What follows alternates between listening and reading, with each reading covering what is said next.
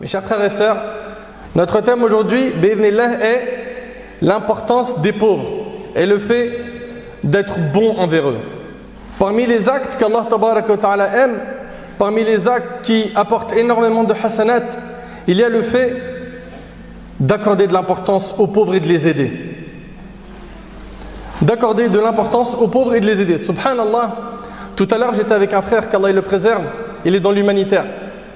Je lui ai posé une question, je lui ai dit, toi qui fais des maraudes, toi qui aides les pauvres, donne-moi comme ça rapidement deux mots-clés que je pourrais dire dans la khutbah pour exprimer la douleur que ressentent les gens qui sont pauvres. Il m'a dit une seule chose, il m'a dit, la rue, c'est dur.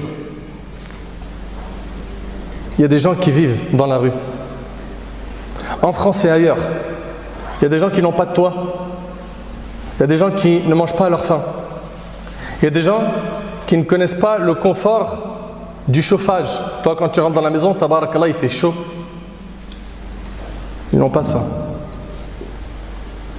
Il y a des gens, ils ne peuvent pas s'habiller comme toi tu t'habilles. Changer de vêtements, changer de paire de chaussures, acheter un nouveau manteau.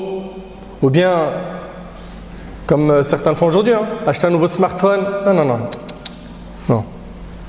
Eux, leur seul souhait, c'est d'avoir un toit. Leur seul souhait, c'est de manger à leur faim. Et quand je lui ai parlé de ces gens-là qui sont dans la rue, ces gens qui vivent dans la pauvreté et la difficulté, il m'a dit une phrase, wallah, il m'a beaucoup touché. Il m'a dit, et surtout ce qu'ils veulent le plus, c'est que quelqu'un parle avec eux. Parce qu'ils se considèrent inexistants. Et vous avez vu notre indifférence, malheureusement, qu'Allah nous pardonne, quand on passe à côté de quelqu'un qui dort par terre, qui est en train de mendier sur un trottoir. Qu'Allah nous pardonne ces indifférences. Même pas une belle parole. Même pas une invocation pour qu'Allah subhanahu wa ta'ala il améliore leur situation. Pourquoi on en arrive à ce stade? Pourquoi? Ces gens-là n'ont pas besoin simplement de nourriture et de boissons. Ils ont besoin aussi de quelqu'un qui leur parle, qui les réconforte, qui prend de leurs nouvelles, qui leur donne de l'importance. Oussama radiallahu ta'ala anhu, il relate que le prophète sallallahu alayhi wa sallam a dit: je me suis tenu devant la porte du paradis et j'ai vu que la plupart de ceux qui y entraient étaient des pauvres.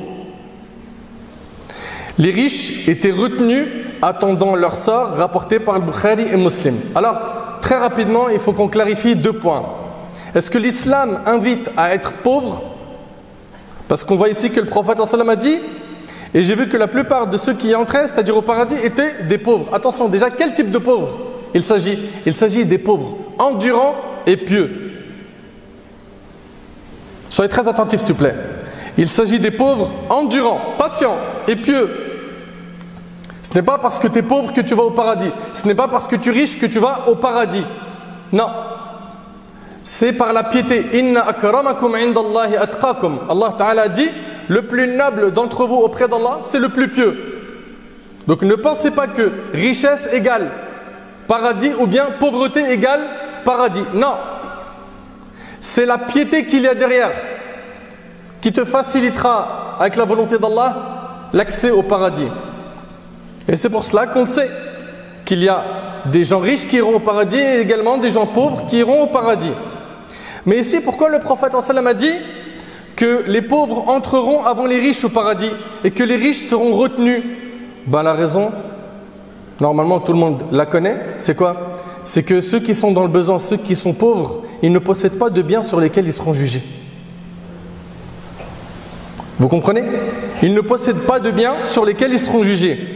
Par contre, les riches, ce qui va faire en sorte qu'ils seront retenus, c'est quoi? C'est leurs nombreuses possessions. Ils seront questionnés. Et dans le hadith d'Abi Barza qui est rapporté par l'imam At-Tirmidhi, le prophète sallam il a dit: le fils d'Adam ne fera pas un pas le jour du jugement jusqu'à ce qu'il soit questionné sur quelque chose parmi elles. Son argent, comment il l'a gagné et dans quoi il l'a dépensé. Deux questions sur ton argent. Donc cela explique pourquoi est-ce que les pauvres entreront au paradis avant les riches. Cela ne signifie absolument pas qu'ils ont plus de mérite ou des degrés plus élevés que les riches de par leur pauvreté. Non, c'est juste qu'ils rentreront avant. Pourquoi? Parce qu'ils n'ont pas de quoi être jugés questionnés comme c'est le cas des riches. Un point également important, est-ce que l'islam invite la personne à être pauvre? Parce que lorsqu'on lit certains textes de la religion, on peut peut-être comprendre que l'islam invite à être pauvre.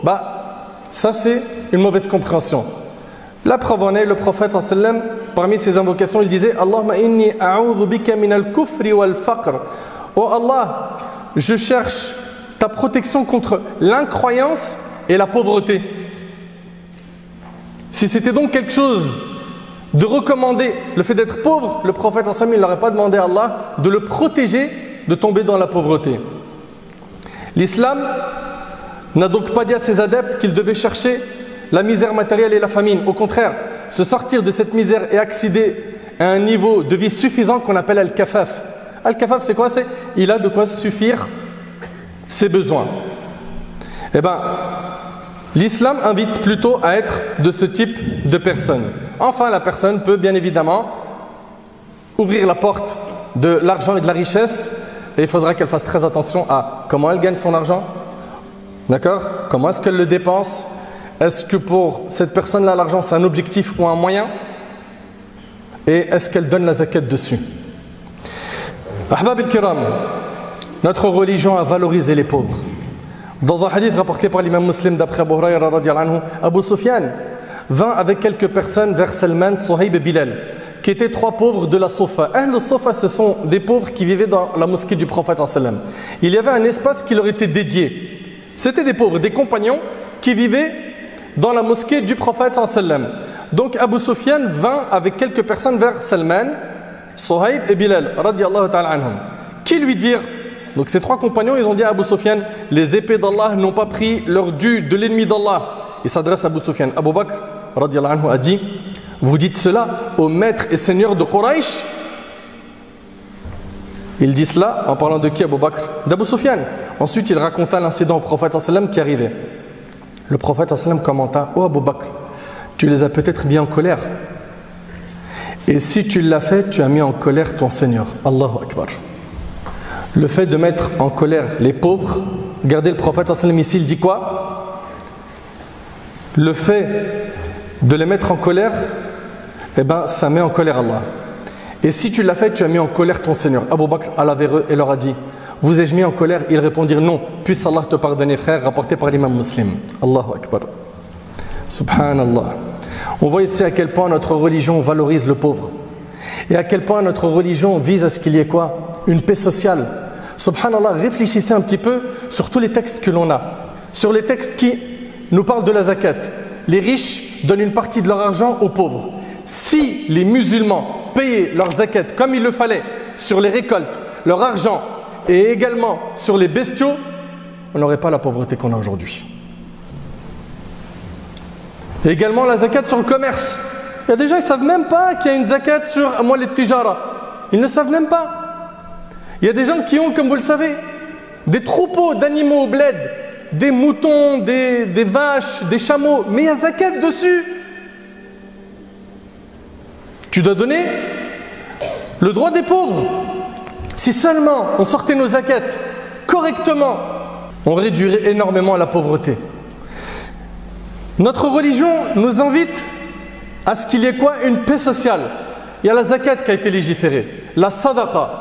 Regardez les textes qui parlent du fait de parrainer un orphelin. Tu es toi et le prophète sallam comme cela. Il a joint l'index et son majeur de cette manière. Également, celui qui entretient la veuve. Pareil, il y a des textes. Le prophète sallam dans le hadith de Muhammad, il dit quoi? Il dit les gens les plus aimés d'Allah. Et il y a une différence entre être aimé par Allah et être parmi les plus aimés d'Allah. Les gens les plus aimés d'Allah sont ceux qui sont le plus utiles aux autres. On voit, subhanallah, que notre religion, elle appelle à quoi? L'entraide, le soutien, le fait d'aider celui qui est dans le besoin, de lui tendre la main, de le soulager d'une peine, de lui sourire quand on le rencontre. Le prophète sallam dans le hadith d'Abi Dharr, il a dit que le sourire envers ton frère, c'est quoi? C'est une aumône. Subhanallah. Où est-ce qu'elle est passée notre miséricorde avec les pauvres? Avez-vous oublié que le prophète sallam a dit, celui qui n'est pas miséricordieux ne reçoit lui-même aucune miséricorde, rapporté par Bukhari Muslim? On a besoin de la miséricorde d'Allah. Pourquoi on n'est pas miséricordieux envers les gens? Pourquoi? Il y en a en France, il y en a dans nos pays, dans nos familles, qui ne vivent pas dans le confort, qui vivent dans la pauvreté. Bloque une partie de ton salaire et donne à ces gens-là.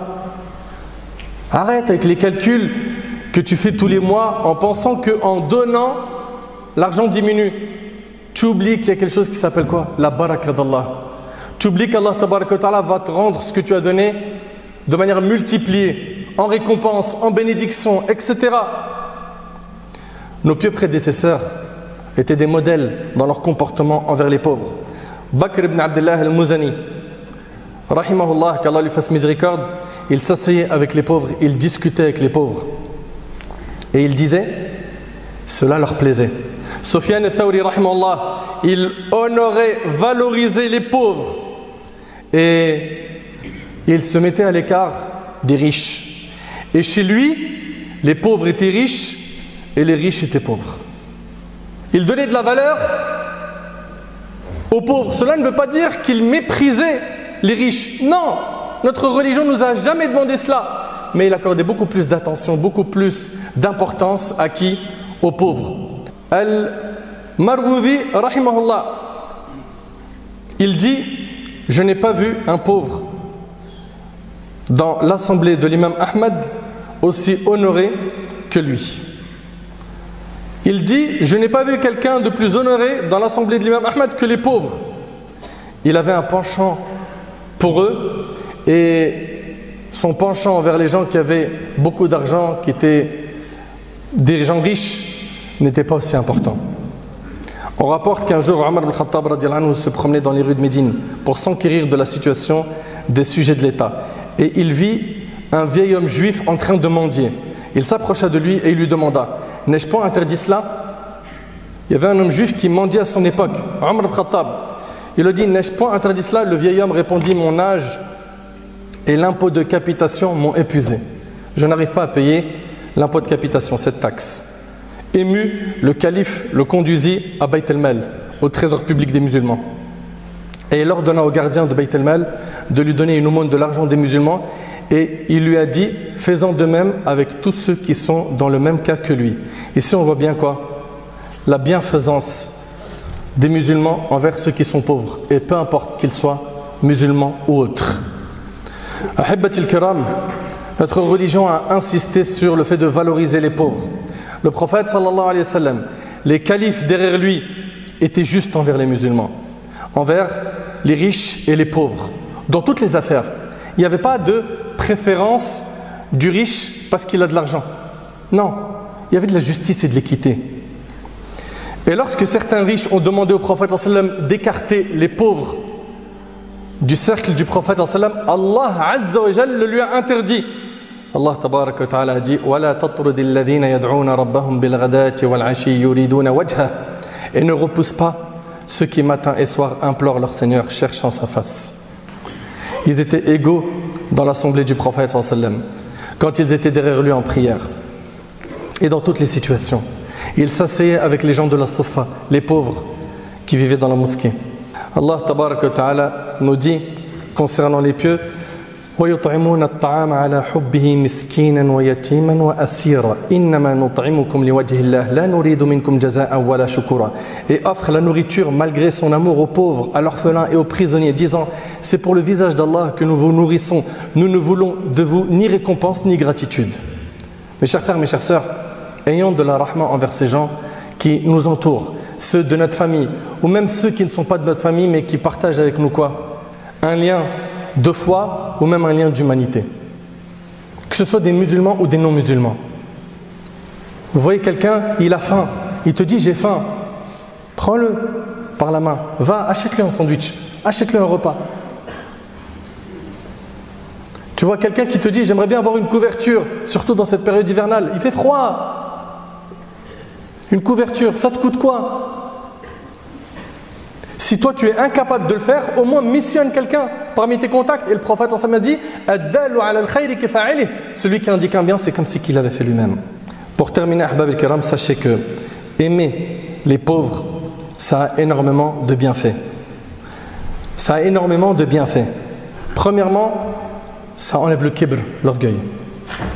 Quand tu t'assois avec eux et tu leur donnes de l'importance, ça nettoie le kibr. La personne qui est orgueilleuse ne s'assoit pas avec les pauvres. Dis, ça ne m'intéresse pas. Également, ça aide la personne à quoi? À soigner son cœur. Tu vas pouvoir voir les bienfaits d'Allah Tabaraka wa Ta'ala et les reconnaître à leur juste valeur. Et à moins te plaindre. Donc à être reconnaissant. Également, cela va t'apporter la satisfaction d'Allah Tabaraka wa Ta'ala. Toi qui es au service des gens, toi qui aides les gens. Ahbab al-Kiram, faisons comme les prophètes ont fait. Valorisons les pauvres. Aidons-les. Soutenons-les. Ça a été le comportement des prophètes, ça a été le comportement des compagnons, ça a été le comportement des successeurs et de ceux qui les ont suivis. Ouvrons la porte de notre cœur aux pauvres. Aidons-les par un sourire, une belle parole. Pense à leur situation, à quel point elle est difficile. Pense-y. Pense à ceux dans le monde qui n'ont pas accès à l'eau potable. Pense à ceux dans le monde qui n'ont rien à manger. Pense à ceux dans le monde qui ne savent pas ça veut dire que le mot école, éducation. Ils sont privés de tout cela. Pense à ceux dans le monde qui n'ont pas de vêtements comme tu en as. Pensez-vous aussi, mes petits frères. Je parle ici à mes petits frères, les ados, ceux qui sont en dessous. Pensez à ceux qui ont votre âge et qui ne savent pas c'est quoi un jeu.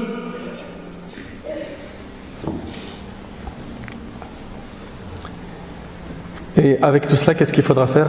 Bien évidemment, mettre la main à la poche et essayer de soulager ces gens pauvres. Si on veut sortir de cette route-bas avec un acte concret à faire, premièrement, chaque mois, essaye de dédier une somme pour les pauvres, pour aider quelqu'un.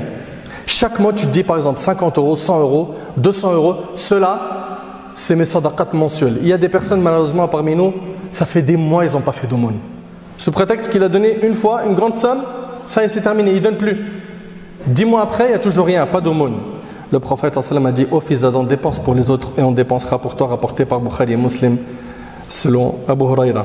Et je vous le rappelle, le prophète sallallahu alayhi wa sallam a dit: les gens les plus aimés d'Allah sont les personnes les plus utiles aux autres. Sois utile, aide les associations humanitaires, donne-leur de l'énergie, descends sur le terrain, fais des maraudes avec eux, regarde l'état des gens qui ont faim, qui ont soif, regarde le besoin qu'ils ont et essaye à ton échelle, si chacun d'entre nous à son échelle, il essaye dans son quartier d'aider les pauvres et que des associations naissent un peu partout pour essayer d'aider les gens, on va faire énormément de bien. Énormément de bien. Aime l'aumône, ne sois pas de ceux qui donnent une fois et qui ne donnent plus. Aide les pauvres, parle avec eux, soutiens-les et demande à Allah tabaraka wa ta'ala de t'accorder cela, car tout se fait par la grâce d'Allah tabaraka wa ta'ala. As'Allah subhanahu wa ta'ala an yuyassir li wa lakum fa'al al-khayrat wa tark al-munkarat. As'alu azza wa jal an yanfa'ani bima qultu wa yanfa'akum bima sami'tum.